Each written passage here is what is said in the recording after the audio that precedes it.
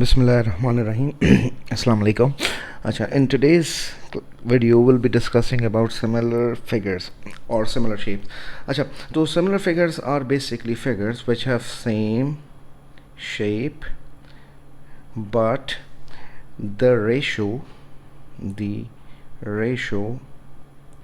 of length of their corresponding side is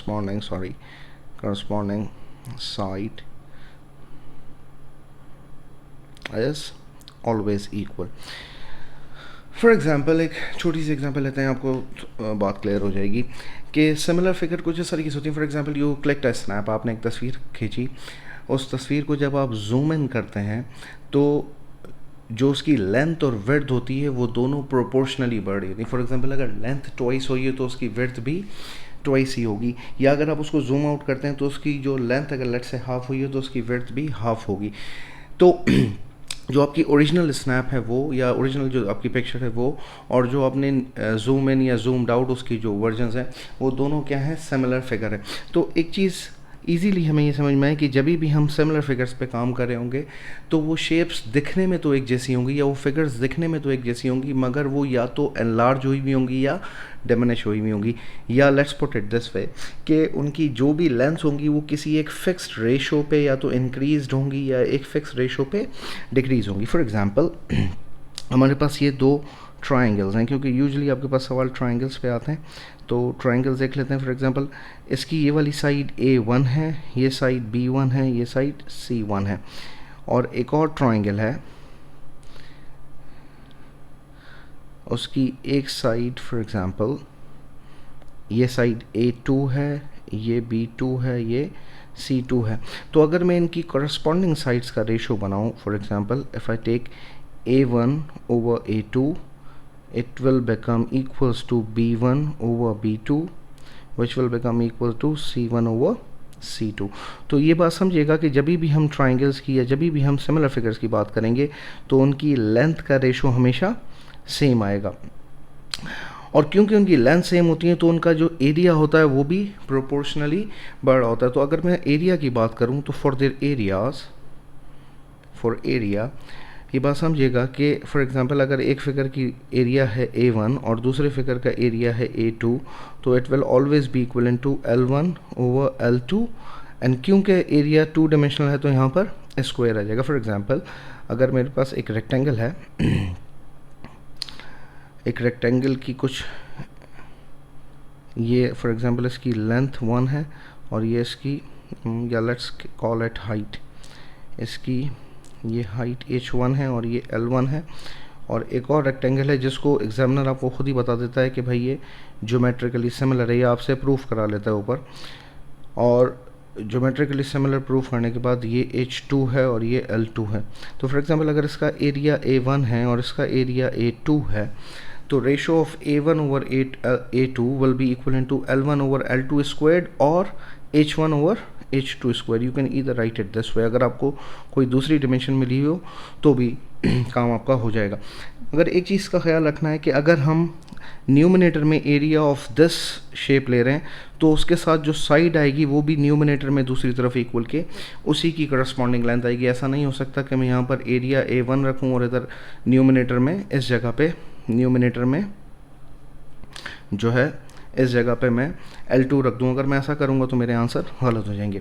same goes अगर area की जगह 3 dimensional कोई फिगर है फॉर वॉल्यूम, तो वॉल्यूम के लिए भी यही सीन होगा कि V1 over V2 will be equivalent to L1 over L2, क्योंकि अब हमारे पास वॉल्यूम 3 डायमेंशनल है तो यहाँ पर क्यूब आ जाएगा. और एक चीज़ का और ख्याल रखना है यहाँ पर कि अगर मैं इस फिगर की फॉर एग्जांपल फिगर 1, इसको मैं कहता हूँ फिगर 1 और इसको मैं कहता हूँ फिगर 2, तो अगर मैं फिगर 1 की लेंथ ले रहा हूँ तो ऐसा नहीं हो सकता मैं उसके साथ फिगर 2 की हाइट रखूँ, क्योंकि मुझे करस्पॉन्डिंग साइड्स पे काम करना है. अगर मैं इसकी ये वाली लेंथ ले रहा हूँ तो उसकी भी मुझे दूसरी फिगर की भी मुझे करस्पॉन्डिंग लेंथ ही लेनी पड़ेगी. ठीक है, तो इसी तरीके से वॉल्यूम, और सेम गोज़ विद मास. अगर कभी कभार अक्सर नहीं आता ऐसा सवाल, मगर कभी कभार जो है ऐसे ही पूछ लेता है कि भाई रेशो ऑफ मासेस, तो for mass will act like the volume, क्योंकि यूजली आपके पास सेम डेंसिटी के सवाल आते हैं, तो उसमें ये भी L1 over L2 whole cube होगा। अक्सर मेंसुरेशन में आपने ऐसे सवाल देखे होंगे जिसमें वो किसी एक पार्ट में कहता है कि भाई find the area of a geometric figure. For example आपको बोलता है कि एक इस तरीके से एक सेक्टर बना के आपको दे दे, मुझे कहता है कि भाई इसका एरिया कैलकुलेट करो। आपने इसका एरिया कैलकुलेट किया, फॉर एग्जांपल इसका एरिया आया 200 सेंटीमीटर स्क्वायर और ये वाली लेंथ, ये लेंथ आ गई लेट से 5 सेंटीमीटर।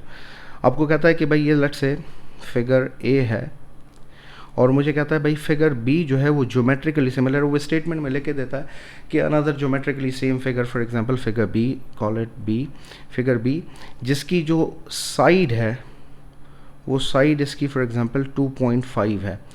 तो मुझे बताओ इसका एरिया कितना होगा, या लेट से इसका एरिया दे दे और उसकी साइड पूछ ले, तो आपको कुछ भी नहीं करना है इसमें, ये ऑब्वियसली एरिया 2 हो जाएगा। तो आप क्या करेंगे, A1 over A2 will be equal to L1 over L2 whole square. तो अगर इसका एरिया 200 है तो इसके सामने मैं उसी की साइड रखूँगा 5 अपॉन, अगर इसका एरिया A2 है तो इसकी साइड हो जाएगी 2.5 स्क्वायर्ड, और फिर मैं इसको सिंप्लीफाई करूँगा and I will get the values. For example ये हो जाएगा A2, ये हो जाएगा 2 स्क्वायर्ड, तो A2 will become 200 over 4 which will become 50 centimetre square. तो इट्स इजी कि जब भी हम सिमिलर फिगर, और इसी तरीके से अक्सर वॉल्यूम में भी वो पूछ लेता है कि भाई आपसे एक पार्ट में जो है ऊपर एक किसी पार्ट में बोलता है कि भाई find the volume of solid, और नीचे उसके पार्ट में सेकंड पार्ट में बोलता है कि another solid with same geometrical, क्या कहते हैं, ज्योमेट्रिकली सिमिलर सॉलिड, और उसकी कोई एक डायमेंशन दे देता है। तो आप क्या करेंगे, उसके लिए भी ये फार्मूला हम यूज़ करेंगे और उससे हम ये वॉल्यूम वाला फार्मूला यूज़ करेंगे और हम इससे उसका आंसर निकाल लेंगे। अच्छा, अक्सर आपके पास कभी कभार ना प्रूव आ जाता है जिसमें वो कहता है कि prove the two triangles are similar. एक चीज़ समझिएगा, for similarity of triangles it is important that all three angles must be same. All three angles must be same. अगर दो ट्राइंगल सिमिलर हैं तो ज़रूरी है कि उनके तीनों एंगल्स भी सेम हो। फॉर एग्जांपल अगर एक ट्राइंगल है ये, for let's call it ABC, और एक और ट्राइंगल है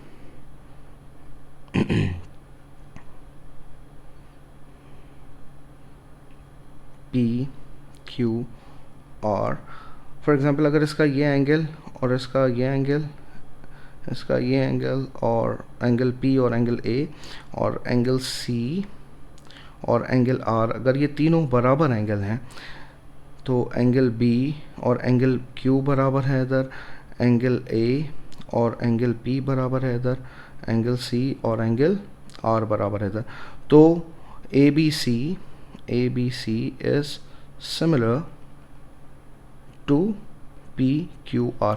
अच्छा, यूजली प्रूफ में ना हमें तीनों एंगल्स बराबर अगर हम ना भी करें तभी हमारा काम हो जाएगा। अगर कोई भी दो एंगल्स बराबर कर दें तो अल्टीमेटली तीसरा एंगल बराबर होगा, क्योंकि sum of interior angle of triangle is always 180। तो अगर कोई भी दो एंगल बराबर है, फॉर एग्जांपल एक 50 एक 60 है, तो जो तीसरा एंगल है वो लाजमी 70 होगा। तो अगर हम कोई दो एंगल्स भी बराबर प्रूफ कर दें तो भी हमारा पर्पस सर्व हो जाएगा। ठीक है, यूजली इसका इस तरीके से सवाल आता है कि फॉर एग्जांपल आपको एक छोटी सी एग्जांपल दे देते हैं। लेट्स से ABC और ये इसको कह देते हैं PQ। अगर आपसे क्या कह दे कि PQ is parallel to BC, और साथ साथ आपको ये भी कहे कि प्रूफ करके दिखाएं ABC और APQ आर सिमिलर ट्राइंगल्स, तो इसका प्रूफ देखें बड़ा इजी है। सबसे पहली बात कि जो एंगल A है वो कॉमन एंगल है, PAQ and BAC are common angles. अच्छा, अगर ये दोनों लाइंस पैरेलल हैं P और Q, तो ये वाला एंगल और ये वाला एंगल लाजमी बराबर होगा, मतलब एंगल APQ और angle ABC must be equal Q, क्योंकि ये करस्पॉन्डिंग एंगल है। Corresponding angles of parallel line P Q and B C हैं, ठीक है। सिमिलरली अगर दो एंगल्स बराबर हैं तो अल्टीमेटली तीसरा एंगल भी बराबर होगा, नहीं तो ये एंगल वैसे भी क्योंकि करस्पॉन्डिंग एंगल है तो ये एंगल भी बराबर ही होगा। सिमिलरली अगर वो आपको कहे कि ए पी जो पी पॉइंट है वो ए बी लाइन को 2:3 में ब्रेक डाउन कर रहा है, क्या कर रहा है ये, इसको 2 फॉर एग्जांपल आपको एक कंडीशन बना के दे इस तरीके से कि P is such that AP ratio BP is 2:3। तो मतलब ये पार्ट्स 2 हैं और यहाँ पर ये पार्ट्स 3 हैं। तो इसका मतलब ये हुआ कि पूरी ए बी लाइन 5 पार्ट्स में डिवाइड हुई है। तो अगर मैं विद रिस्पेक्ट टू रेशो बात करूँ तो पूरी ए बी के जो पार्ट्स होंगे वो 5 होंगे, जिसमें 3 पार्ट्स होंगे बी पी की तरफ और आगे 2 पार्ट्स होंगे ए बी की तरफ। अगर मुझे यही कहता है सवाल कि find the ratio of areas of A P Q and area of A B C, तो फिर वही हम करस्पॉन्डिंग लेंथ का रेशो रखेंगे। क्योंकि हमें यहाँ पर ऑलरेडी रेशो दिया हुआ है तो ए पी का जो पार्ट्स हैं वो 2 पार्ट्स हैं, और क्योंकि मुझे करस्पॉन्डिंग लेंथ रखनी है तो ए बी के सामने वाला एंगल क्यू जो है इस साइड के सामने वाला एंगल क्यू है, तो ए बी के साइड सामने वाला एंगल सी है, तो मैं सी एंगल के ऊपर काम करूँगा। सी के अपोजिट जो साइड आ रही है उसका रेशो 5 है, तो what I will do, I will square it, the answer will become 4/25। कभी कभार ऐसे भी सवाल आ जाता है कि वो कहता है कि भाई area of A P Q ratio area of parallelogram trapezium P Q B C निकाल के दिखाएं। तो अब जब एरिया निकालना है तो ऑब्वियसली मैं सिमिलर फिगर्स को जो है रिलेट कर सकता हूँ, तो इसीलिए मैं पहले ए पी क्यू और ए बी सी का एरिया का रेशो निकालूंगा। Once I get the ratio, तो अब देखें ये पूरा जो एरिया आया है ए बी सी का वो आया है 25 और इस पार्ट का एरिया है 4, तो नीचे वाले पार्ट का एरिया कितना हो जाएगा 25 with respect to ratios 4 which will become 21। तो जो रेशो आ जाएगा वो कितना आ जाएगा 4:21। तो this is the simplest way to solve these problems. अगर इसके और कोई सवाल हों जो आपके दिमाग में हो, जो आपसे नहीं हो रहे हो, वो मुझे कमेंट्स में बताएं तो I try to solve them. तो this was similar figures. Next video में हम लोग कांग्रेंसी डिस्कस करेंगे। टिल देन वमा अलैना इल्लल बलागुल मुबीन।